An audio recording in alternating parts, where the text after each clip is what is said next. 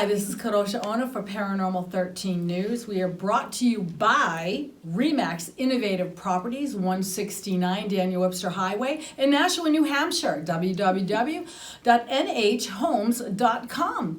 I'm here with two beautiful women. I'll have Jess introduce herself. My name is Jessica Rainville. I'm a paranormal investigator and voice actor. I'm also the writer and producer of Chris Podcast, a crime audio drama based off of a true unsolved cold case out of Stacyville, Maine. You can check that out at www.chrispodcast.com. You can also check out some of my voiceovers at www.jessicarainville.com. And we have Julie. Hi everybody, it's Julie Rose. I am a psychic medium. I'm an owner of the Garden Forever Tarot, and you can check out my website at gardenforevertarot.com. I am an artist and I do a little bit of everything, and I am passionate about the paranormal. And also, I want to say, sorry, I didn't mean to cut you off. I want to say, Julie has outfitted us with some jewelry. Yes, and we must talk about it. She makes this herself. I can't believe it. I mean, it's just fascinating. Thank you so much. And you can learn more about her. Join her on social media as well.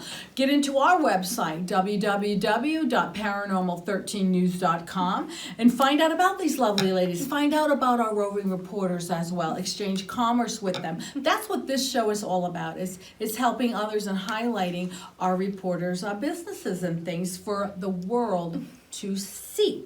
I'm Kadrolsha Ona Carol, Queen of the Paranormal. Get into my website, learn all about me.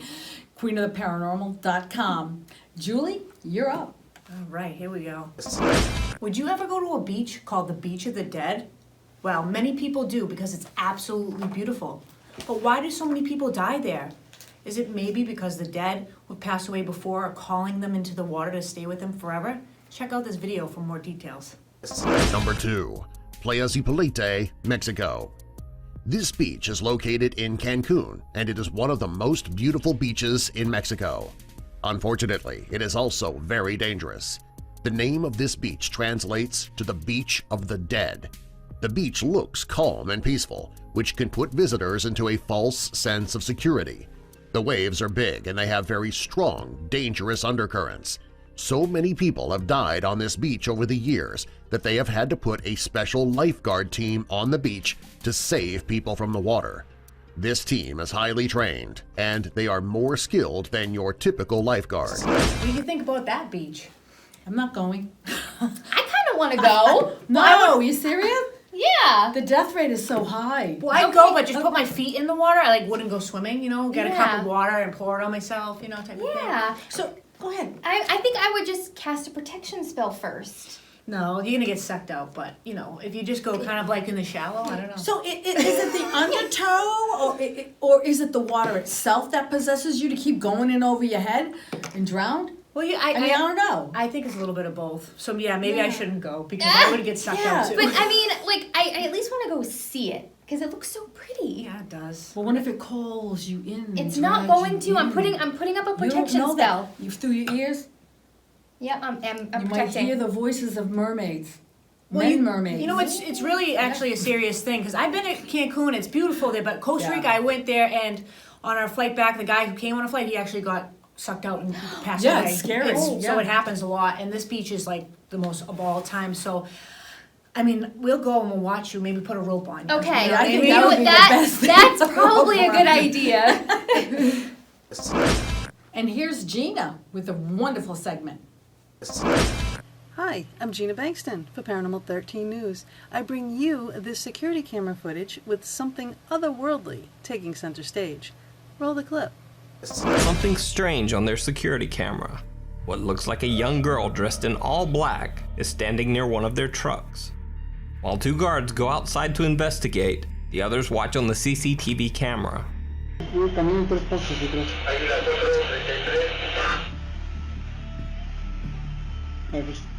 Adelante. A ver, ¿dónde? Adelante. Caminen hacia atrás 3 pasos.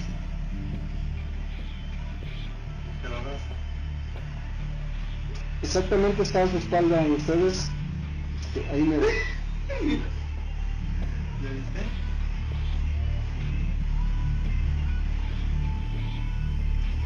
Exactamente ahí donde está haciendo su movimiento, ahí está. Diles. Adelante, lo escucho. Ya le abrí aquí la malla al 37, lo dejo que pase hasta del otro lado, lo acompaño al portón y lo dejo que vaya, ¿o qué hago? No hay nada. Hasta ahí está don Enrique, Cristian. Está atrás de ti, Enrique. Ahí. Ya la barajaste. Despite the girl being visible on the security camera monitor, the guards on the lot can't see her, even though she is standing right beside them. While the other guards inside try to direct them to her location over the radio, the guard shines his light around, but they both still seem to see nothing. It almost looks as if the guards believe that they are being pranked by the other security guards inside at the CCTV monitor. Creepiest of all, as the guards search, they seem to pass right through the girl, and one guard's flashlight shines right through her body as well. Security guards were dispatched to check out this so-called intruder, which is clearly visible to the staff on duty watching the cameras. The security guards are being directed exactly to the infiltrator's location. They are working hard to find the trespasser. They simply cannot see the image being picked up by the camera, as they and their flashlight beams appear to go directly through what appears to be a girl all in black. Apparently, the security guards think they're being pranked. Well, are they? This very well could be an apparition of a young woman, or it could also be a stain on the pavement. Or again, it could be someone altering the video itself. With the light going through that image, that could make it a little difficult to alter the video. The total stillness of the image is suspect too. In my personal experiences investigating in the paranormal, intelligent spirits don't usually remain so still. That being said, this could be the result of a residual haunt, the girl reliving a paralyzing event that may have happened to her, unaware of the security guard's presence, similar to the guards not seeing her. I'll leave it up to you to decide. Is it a residual apparition of a girl? Or is it a stain? Is it a prank? Either way, it's an interesting capture. I'm Gina Bengston. You're watching Paranormal 13 News. And back to you at the studio. We just saw Gina's segment. What are your thoughts about the security footage that we all watched together? I don't think it's real. And why? Well, it's just such the quality of the video, it really, you can't even see what's going on half the time. No. And the security guards aren't actually, like, interacting with whatever's there. Like, they're kind of avoiding that general area. Right, they could have, because they have it on the camcorder. They had a gentleman come out and direct them where this so-called figure is, and the person still, two people now, didn't walk through her. They walked around her, they put the light around her, and also when they supposedly put the light through her. Oh my gosh, yes. Come on, that's so ridiculous. All you gotta do is watch it again. Yes. And when you watch it again, slow it down every frame. This I actually replicated, and when you have a high intense flashlight and you're flashing it around, the area that you flash it onto a person is going to illuminate. It's not going to show like a dark skirt or dark pants. Right. It's going to illuminate. Yeah. And you may get a shadow effect of that actual skirt, coat, pants, Right. whatever. So when we did slow it down and I did show these girls the footage, what did we see? We saw the coat was illuminated. Yeah. And you could see the outline of the jacket, and then it went right onto the pavement, a bright light. So the thing is not real. No, the Sorry, quality Gina. is so much Sorry. not right. Yeah, it's not real. But then again, it does take professional eyes and the ability to be able to debunk. That's why I'm the queen of the paranormal. And that's why we learn from the best. That's right. For this next photo, we have a ghost in the window of a school. Check it out, see what you think. A group of British friends are playing catch in a courtyard when one of them sees something strange and points it out to the others. The camera follows his gaze and stops on a pale face looking at them from high above. The sickly person looks at them for a second longer before silently slipping out of view. The group is now creeped out and wants to know who has been spying on them this whole time. They tell the property manager about the face they saw in the window, but she says that it's impossible. The room they are talking about has been locked and unoccupied for quite some time. The manager goes up with them to unlock the door and show them around. They try and find the person, but the place is completely empty. There's no way anyone could have been up there, yet the camera obviously says differently. The mysterious peeper has never been identified. This video to me seems fake. What do you think? It's like a setup. Kind of like, oh, hey guys, let's get together and do a scary video. Yeah, I mean, why is there somebody filming two adult boys in school throwing a ball back and forth? That seems weird. And then they point up to the window. Give them an Academy Award. And then the face kind of goes like this. Yeah. Like, would it just kind of fade away? I don't know. Maybe it wouldn't, but... And Kao, you brought up a good point when we originally watched it.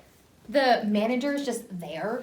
Yeah, the manager just lets shows them up in, on too. site and lets them in, and it just was way too weird, you know? And the other thing that got me was like, they're like, wow, this room had been locked for quite some time. But there was so much graffiti in there. So how how difficult was it really to get in there? Right, and you gotta remember there was no dust there. No. I looked. You can see all around there. Yeah. There's a dusty, dirty paint peeling. Looks like mildew, cracked window down the hall that would make that room deteriorate. Yeah. No. I'm going to reference back to season 1 where there was an actual, we did a segment on the woman who had that apartment that was Right. Yeah, and we talked about the fact that there was no dust in there. Someone had to have been there cleaning it. up. Yeah, so I'm. This one is the same thing for me. I feel like people can get in there easily. In this next segment, our reporter Ron Yacovetti is showing us a very strange video with a ghost on a tennis court. Ron Yacovetti for Paranormal 13 News with a ghost story that I love because of the location. Not your typical haunt. It's not a mansion. It's not a plantation. It's a tennis court during a doubles competition match. So I'm going to show you that footage now. You're going to see what appears to be a partially formed shadow figure run across the net, literally in the middle of the match. Take a look.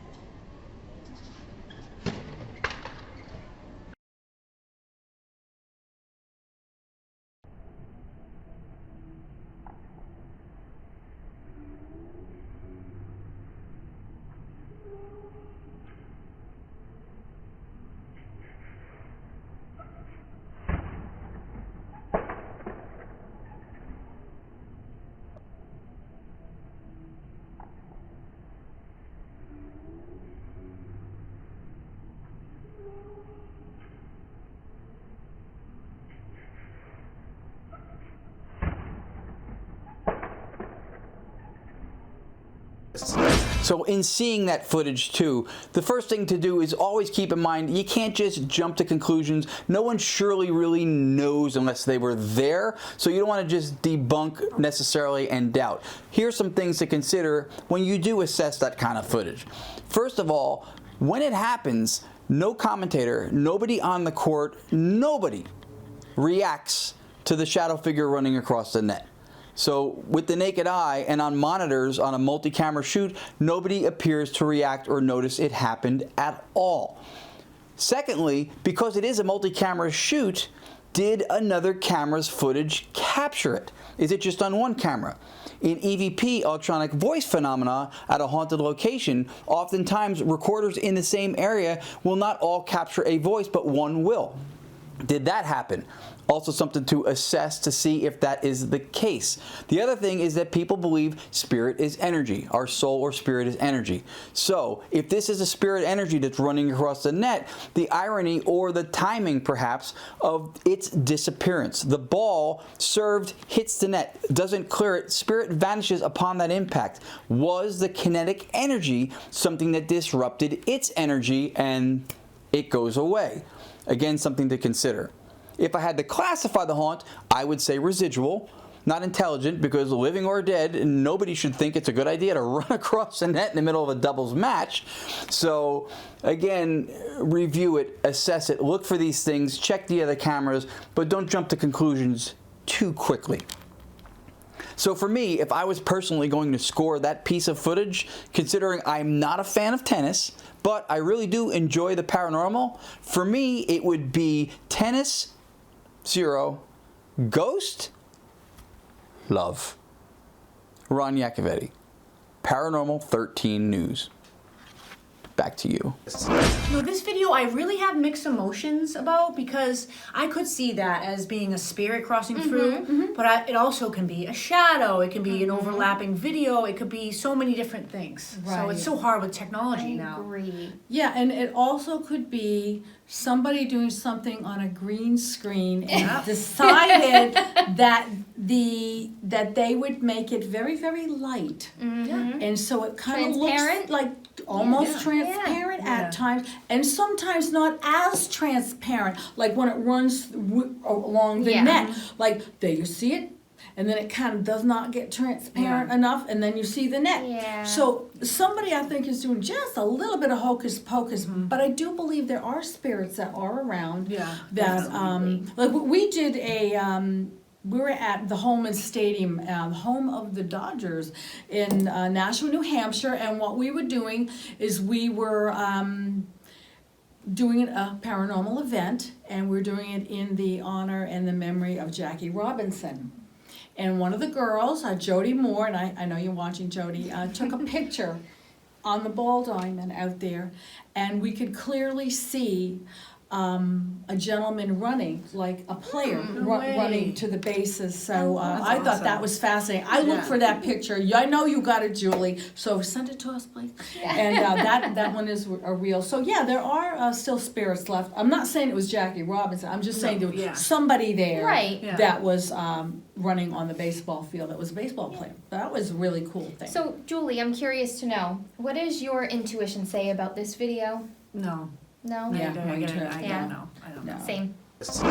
Now I've got a segment on a Bigfoot story. Check it out. And something kept tearing his deer feeder up.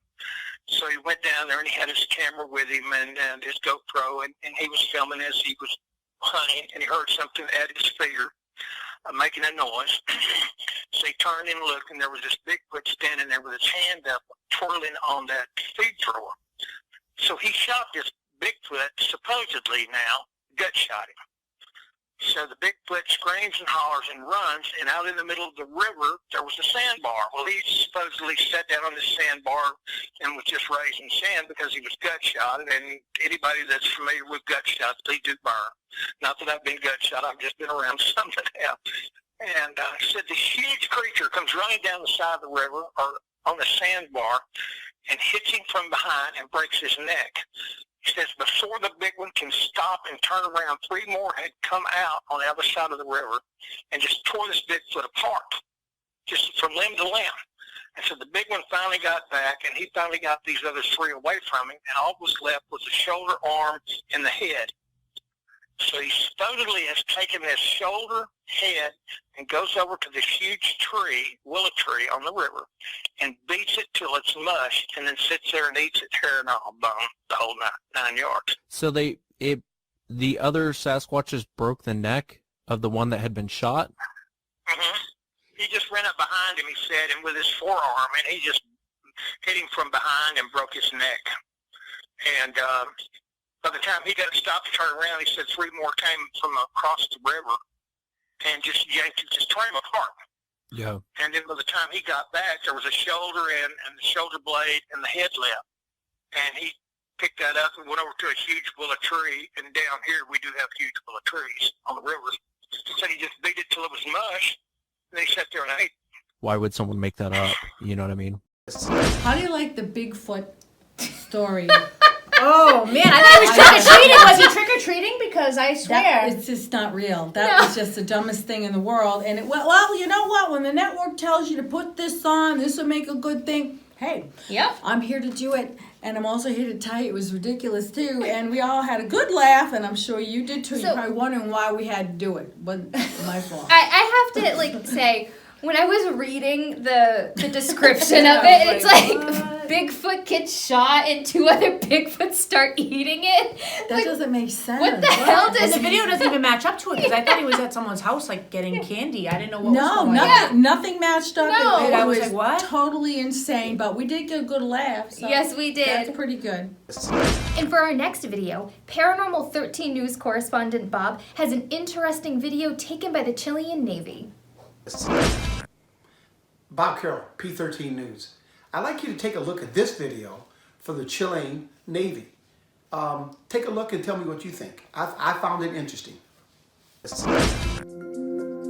CEFAA, the Chilean government agency which investigates UFOs or unidentified aerial phenomenon, has declassified and released never-before-seen video from 2014 showing a mysterious flying object of which they suggest could have been a UFO. According to a press release from the agency, a Navy helicopter spotted the unidentifiable object while patrolling a coastal region near Santiago, Chile.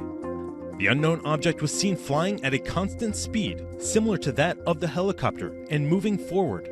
The pilot tried several times to communicate with the object, but he received no reply. Air traffic control failed to detect any flying objects on radar. In 2 instances, the object ejected some type of gas or liquid with high thermal tracking. Captured on video, you can see a massive plume of material trailing behind the object. Moments later, a second ejection of the unspecified discharge. The flying object was visible for about 10 minutes before disappearing into the clouds without a trace. What could it be? Was it a UFO? Air Force photo analysts confirmed that the 3-dimensional object was real, with volume and showcased control in its movements. They established that there was no evidence of hoaxing or alteration of the video by any computer application in the editing and processing of the images. Officials also ruled out a bird or flying insect, a drone, parachute, or a hang glider. After an extensive study, the Committee for the Study of Anomalous Aerial Phenomena agreed it had all the characteristics to be classified as an unidentified aerial phenomenon. For FoxNews.com, I'm Rob Demetrius. My thought was that it was following maybe some type of a cargo plane that was carrying drugs, and it unloaded. Just in my mind. Because it didn't show much of speed that it was trying to evade the helicopter itself, but it was just that it was dumping things out. So my opinion for that is that I think that maybe you can think of that one. Bob Carroll, P13 News. What do you think about this video from the Chilean Navy?